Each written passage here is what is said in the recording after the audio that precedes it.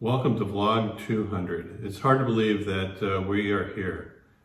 Started this vlog about 3.5 years ago during the pandemic, and my goal was just to have some fun, share some of my knowledge of poker with the people out there, because poker's been pretty good for me and my family over the years, and I thought I'd give back a little bit.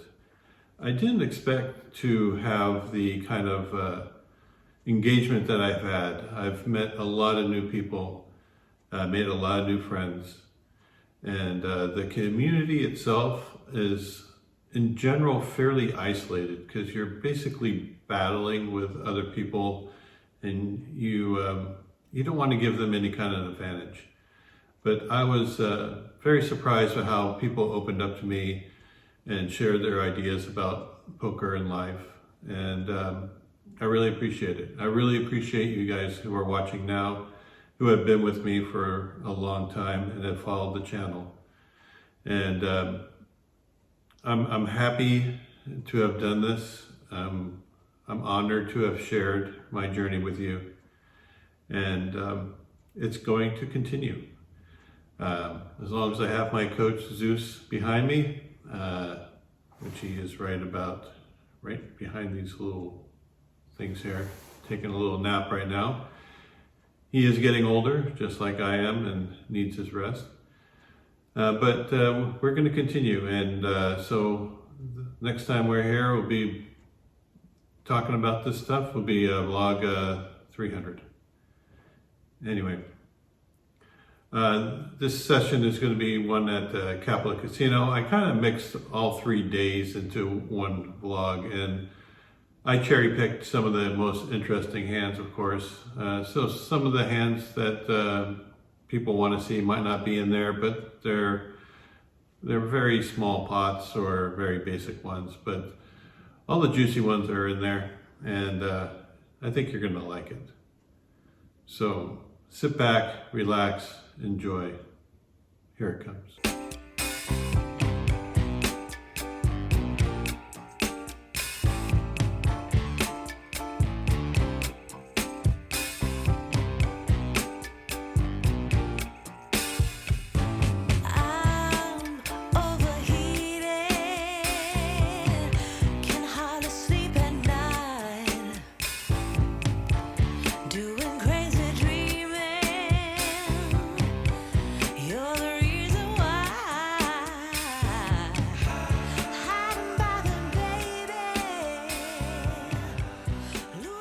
All right, we're back at Capitol Casino. It's my favorite place to play. In fact, I think they have the best 1-3 game anywhere in the world. Most consistent. Anyway, we start off with Queen 10 of hearts in the big blind. There was an open for 15, one caller, and I called. Flop is really good for me. I got 10, 9, 7 with 2 hearts. So I'm thinking, what a way to start a day. Calling a raise, flopping top pair, flush draw, decent kicker. What more could you ask for? I decided to check it over to the initial raiser. He's a strong player. Started off with about 500 in stack. The other caller on the button has about 1,100 in theirs. This could be a pretty juicy pot. He ends up betting for $20, and then the player on the button insta-raise to $107.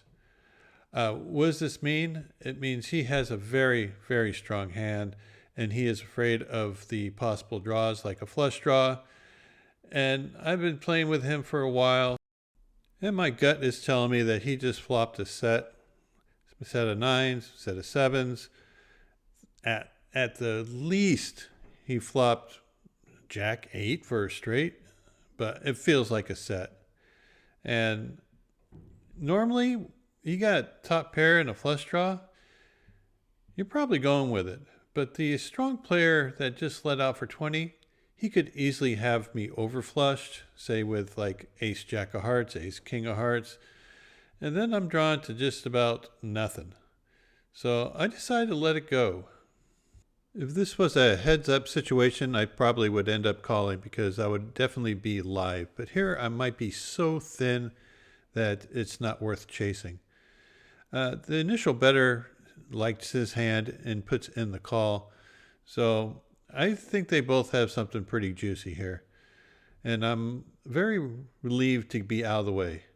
The turn card comes as one of the best cards, or at least it looks like one of the best cards for my hand. It's a 10 of clubs. So now I would have 3 of a kind and a flush draw. Now these two players are sort of friendly. So one player says to the other, well, I'm only going to bet you $5. He told the player that pocket sevens were no good. And the guy goes, well, I can't fold. So he called, showed him the pocket nines before the river card comes up, which makes our flush.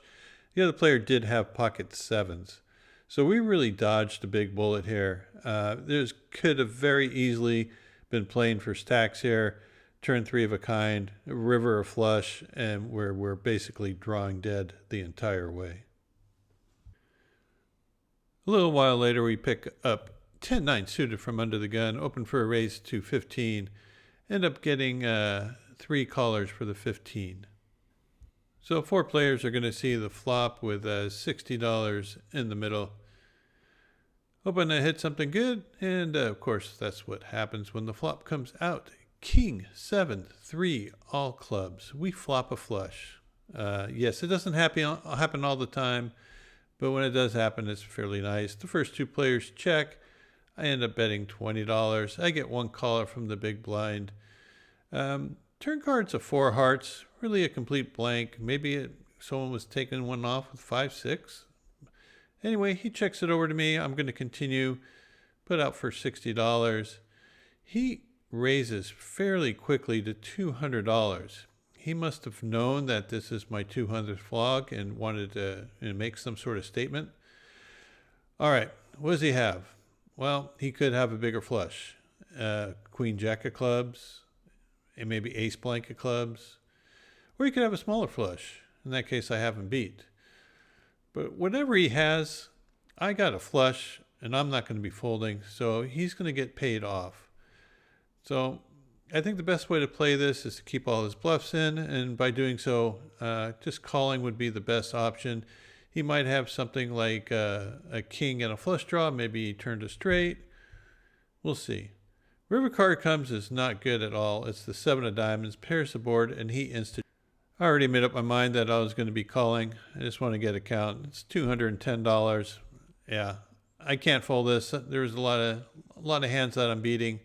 If he has it, he has it. I put it in the call. He shows king jack with the jack of clubs. So he had one of those top pair flush draws that didn't complete. So we win a really nice pot here. About a half hour later, there was an open for $12, and I got 2 people called at 12. Ace 9 suited, I think, is too good to throw away, and not quite good enough to put in the 3-bet here. So I decided just to call. We get a dream flop when it comes ace 9-7 with 2 spades and 1 diamond. So I have a backdoor flush draw, top 2 pair, and everyone checked to me. So I go ahead and lead for $25. Get a quick call from the initial opener. It's folded around to the player to my right, who puts in a min raise to $50. Not quite sure what he's trying to represent here. Maybe he has a really big draw that he wants to build a pot, or he has pocket sevens. Either way, I'm going to try to isolate him. If he has a hand like ace 7 or 9-7, I definitely want to get it stacked off. So I make it 150. The other player folds out, and he calls really quickly, which makes me feel like I am way ahead, just looking for a blank. And instead, we get the 9 of hearts. So we end up filling up. I'm 100% sure that we are the best. He leads into me for $60. Of course, this is my 200th flog, and $60 is not a legitimate bet. So I'm going to raise to $200.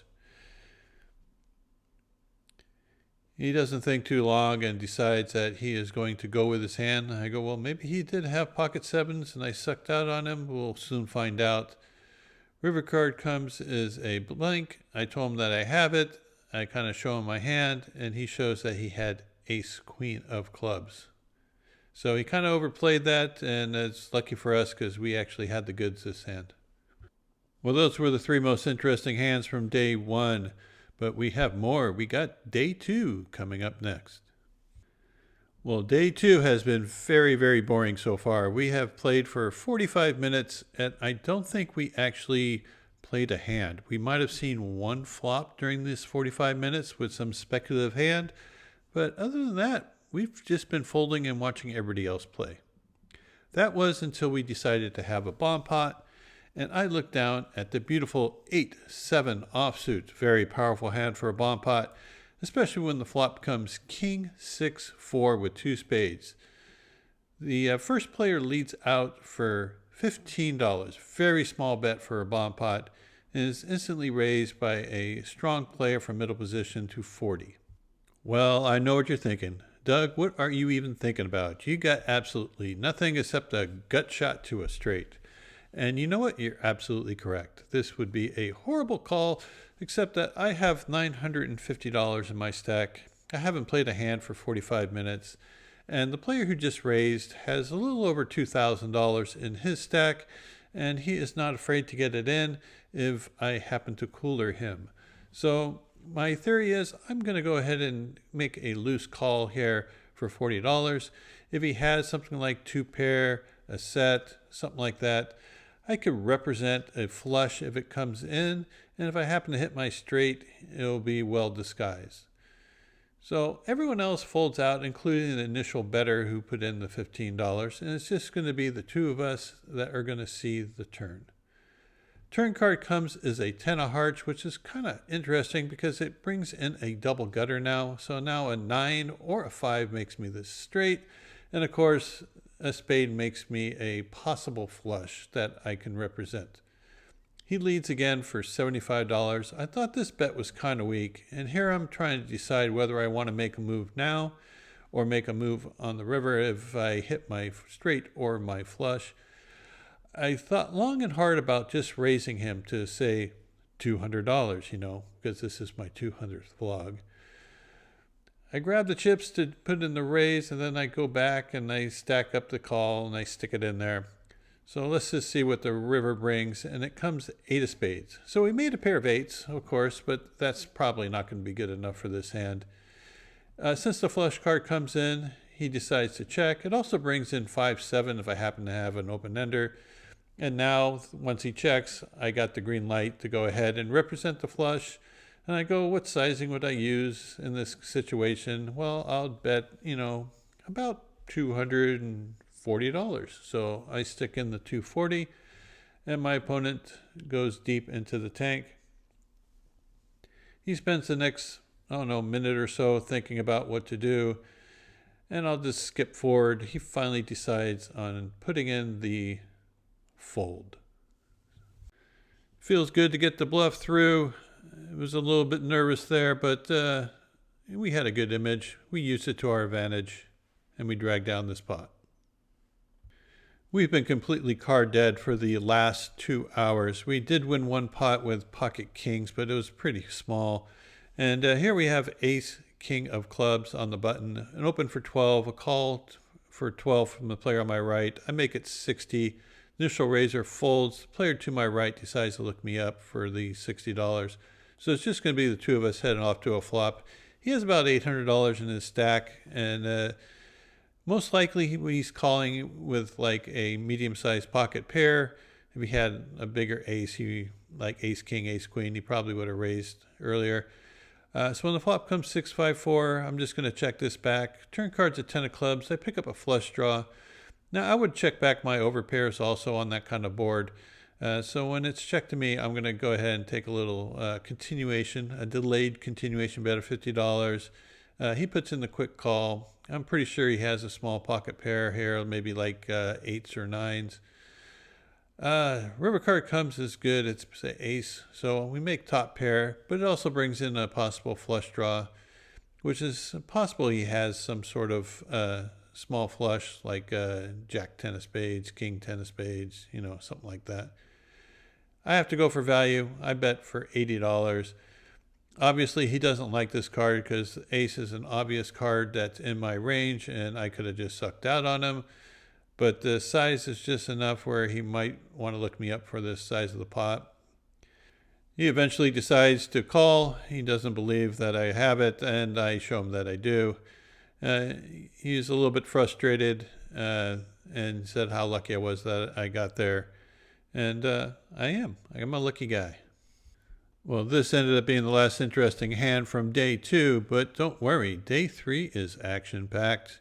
And it starts off with a pair of aces from under the gun, second or third hand off the deck, and I open for $15. It gets called from the player in middle position, and then the hijack decides that he wants to play for more, and he makes it $60. I played with this person a few times. He's a strong player. He's not afraid to be 3-betting out of position with non-premium hands, you might say. So he's not your ordinary 1-3 player. He plays at a little bit higher level. And because he's a little bit wider on his 3-bet range, I decided to 4-bet smaller than I normally would. This is probably a mistake, but I feel like if he had like a tighter range for his 3-bet, I can 3-bet larger or 4-bet larger, and that he would come along. But since I think he has a very wide range here, I'm trying to entice him to come in. I only have 500 in my stack to start today, so I'm okay giving him a little bit of a window so he can make a speculative call. After some thought, he decides to put in the call, and we're going to head off to the flop.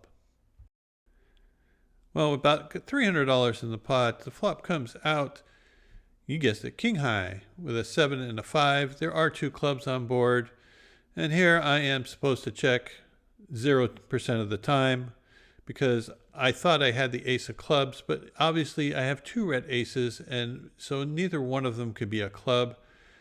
Checking with the ace of clubs is fine, but checking when you don't have it, someone could have a big flush draw, of course, because the ace of clubs is available. So like hands like ace, queen of clubs and stuff like that. Of course, the correct play was just to be making a standard continuation bet, maybe somewhere between $75 and $100. But he ends up checking it back, and we see a turn card, a 5 of diamonds. 5 diamonds looks like a pretty good card for me. If he has a hand like a king, queen, or something like that, I don't have to worry about him making 2 pair. I'm just going to go ahead and make up for my lack of betting on the flop and bet $100 at this time. Trying to get value from hands, say, like a king that checked it back, or maybe a pocket pair, say queens, jacks, tens, that might think I'm just trying to steal it right now. He goes into the tank for a while. I think he has something that is fairly strong. Maybe he was slow playing pocket kings and has me trapped right now. But he just puts in the call, and we get a river of a ace of clubs. Are you kidding me? How lucky am I? Not only does it complete the flush, but if he had pocket kings, I got him dead to rights. So I go for the jam all in. And he goes into the tank, and he says, I knew you were slow playing pocket kings. So I'm going, okay, well, he doesn't have pocket kings. What could he have? And he shows me the 5 of hearts. Well, I have the ace of hearts in my hand, so I'm guessing he was raising with, say, 5, 6 of hearts, 5, 4 hearts. What else could it be, right? He ends up making the call. I turn over my pocket aces, and we got very lucky on this pot. Well, the next hand we end up with pocket kings, and we're under the gun, open for $15.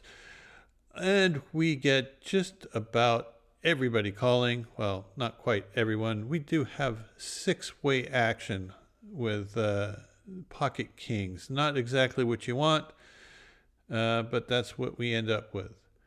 And not only that, the flop comes out 8, 7, 4 rainbow. So this is really good for my opponent's calling ranges. So when it gets checked to me, I'm just going to check it. Hopefully it will get checked around. If there's significant action, I'll probably end up dumping this. But it does get checked around. Turn card comes as an 8 of diamonds. Pairs the top, but no one bet top pair. So the only one I'm really worried about is, the guy who just bet $40. I actually considered folding this at this time. Now, this is not your ordinary 1-3 player. This is a very accomplished higher limit player. who is pretty good at reading people and reading the situations. If I put in the call here, it's going to look like I have the hand exactly like I have, and he can really put a lot of pressure on me. He has a fairly deep stack, so I actually considered folding, but I decided he could be just betting this with, say, some sort of straight draw, maybe a 7 with a good kicker. So I'm going to put in the call, even though I had all these players behind me. They all fold out, and we get to see a river of a 4 diamonds. I'm hoping he doesn't make a big bet. He checks it. I'm happy to check it back. He said he had ace high. I show my kings, and we take down this pot.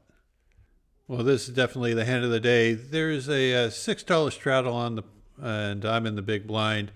And the straddler has been putting on a lot of action. So we get 6 people headed to this flop, and I got pocket 5s in the big blind. He does not put in his raise that he's normally been doing. Kind of happy about that. I get to see a cheap flop with a pocket pair, which comes out queen 10 5 rainbow. Beautiful flop for my particular hand. I check it. It ends up getting checked around, which is kind of surprising. Figure someone would have some sort of queen or 10 there. Turn card comes as an ace. It's a good hand to check now, so I go ahead and check again. Now the player to my left puts in a bet of $42. The player on his left, who is a very tight and trappy kind of player, now has some speech talk with him. Makes me think that he is fairly strong. Maybe he has aces up at this point. It's possible that he has a hand like King Jack and turned a straight, but he slides in the call. Everyone else ends up folding, and I'm going, God, he could have a straight, but I think I'm best here. I think I'm best here a lot. If he had King Jack, I think he might bet that on the flop. So I decided to go for a raise. I make it 130. It's not like a raise trying to get someone out. It's a raise trying to get people to call. Now, the player on my left tanks for an extremely long time. He's agonizing over his decision here. He does watch the vlog. He knows who I am. And he eventually, after maybe 2 minutes of tanking, decides on folding his hand. So once he decides that he's folding, the other player, well, he didn't take any time at all before he puts in the call. When he makes this quick call, I think he has a very strong hand. He could have King Jack and is just waiting for the brick on the river, and then he's going to shove all in because he is a conservative player and he is kind of trappy. So I'm thinking he either has like aces up or he has King Jack. Aces up or King Jack. That's where I got him at. So most likely if he had ace queen, he would bet the flop. If he has a hand like ace 10, he would maybe check the flop. The river card comes as a queen of diamonds, which pairs the board. I make a full house. Also, the player to my left slams the table and makes a kind of a frustrating sound like that just hit him. Well, if that just hit him, that means there's one less queen that my opponent could have. So I'm thinking he doesn't have that ace queen. And if he has ace 10, he might not call a large bet. But if he has King Jack, I think he's going to call off all his chips. So I'm not as worried about him having me beat with a bigger full house. And I jam. And I am just going for value against a hand like King Jack, because he is quite capable of just flatting on the turn. And he is saying, I can't believe it. Can you be that lucky? Are you that lucky, Doug? And I'm just going, please call, please call. And then he called. I go ahead and show my pocket 5s, and he proudly turns over pocket 10s.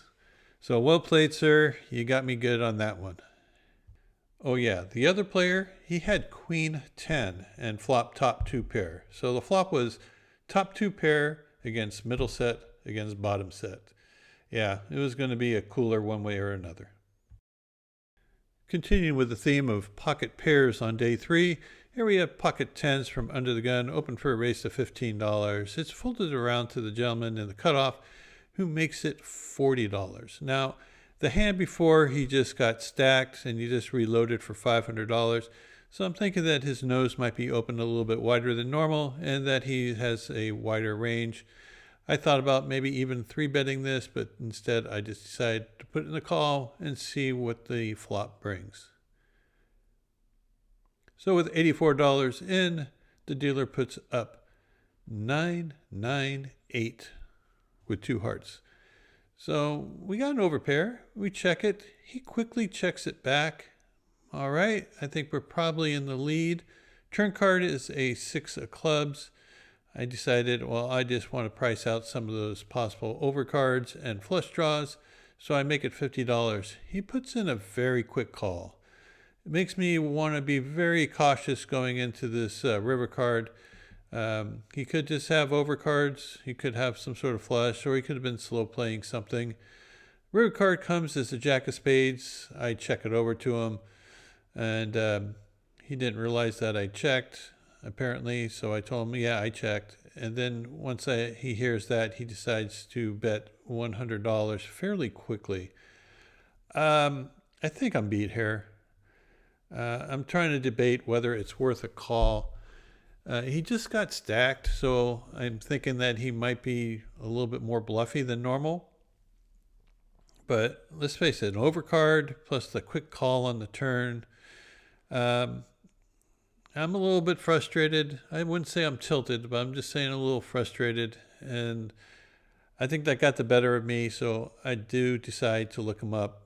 And sure enough, he played pocket queens like a champ and got me to waste another $100 on the river. Ended up picking up a lot of pocket pairs today. Here I had 9s. I ended up winning a very small pot with that. And I got 9s again and won another small pot. Then I picked up a pair of queens.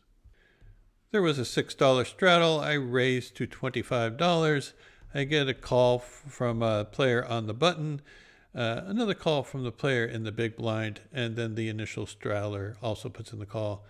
So we're going to go 4 ways to this flop with $101 in the center. Flop comes out king high with 2 diamonds. Not the greatest flop in the world, to be telling you the truth.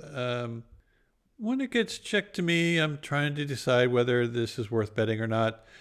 Most of the time, 4 ways on a king high board when I have queens, I might take a stab at it, but with a flush draw on there, I think I have to, just to get value from possible flush and straight draws.